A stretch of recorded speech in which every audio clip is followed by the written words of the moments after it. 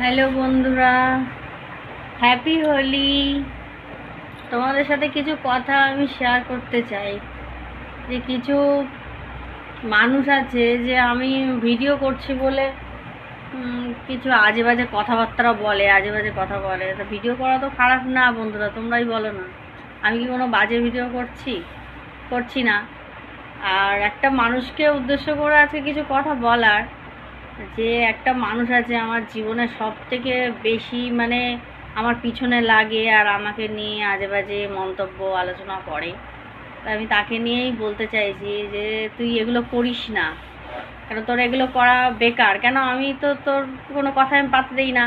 আর আমার আমার হাজব্যান্ডও এটা জানে না যে তুই আমাকে ফেক অ্যাকাউন্ট খুলছিস, খুলে আমাকে আজে বাজে মেসেজ করছিস, উল্টোপাল্টা কথা বলছিস, ফোন করছিস মেসেঞ্জারে। এগুলো তুই করিস না, কেন এগুলো করা তোর বেকার। কেন তোর তোর কোনো লাভ হবে না। তুই একবার এত বড় ক্ষতি করেছিস, তাও তোর কোনো লজ্জা নেই। হ্যাঁ, আসলে তুই বেলজ্জে আসলে।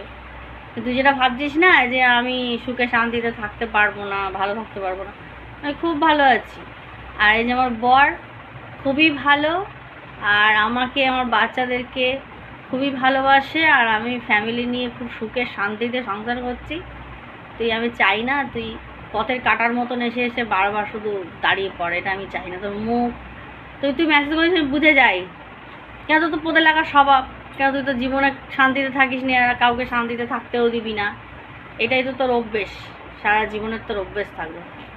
তা বলো, আমরা সুখে শান্তিতে আছি তো? কি গো? আমরা খুব ভালো আছি, সুখে শান্তিতে আছি। আর আমরা সেরকম ভাবেই থাকবো সারা জীবন। আমার বউকে খুব ভালোবাসি, আমার ছেলে মেয়েকেও খুব ভালোবাসি। আমরা সবসময় হ্যাপি। হ্যাঁ, আমাদের হ্যাপি ফ্যামিলি। Happy family. আমরা কখনো তোদের মতন লোকের পিছনে লেগে বেড়াই না, আর লোককে নিয়ে আমরা আলোচনাও করি না। আমাদের তো সময়ই নেই। আর এটাই আমি বন্ধুদেরকে জানাতে চাই যে এরকম মানুষদেরকে কীভাবে শাস্তি দেওয়া উচিত। বন্ধুরা, তোমরা আমাকে কমেন্টে জানাবে। কেন অতিরিক্ত বার বলে না, সেইটা হলো বেড়ে গেছে। একটা বাজে টাইপের মানুষ। এইসব মানুষ জীবনে বেঁচে থাকার থেকে মরে যাওয়াটা আমি মনে হয় ঠিক বলে মনে করি। এরা বেঁচে আছে কেন? কেন বেঁচে থাকে এরা? কেমন লাগলো বন্ধুরা ভিডিওটা? কমেন্টে অবশ্যই জানাবে। টাটা।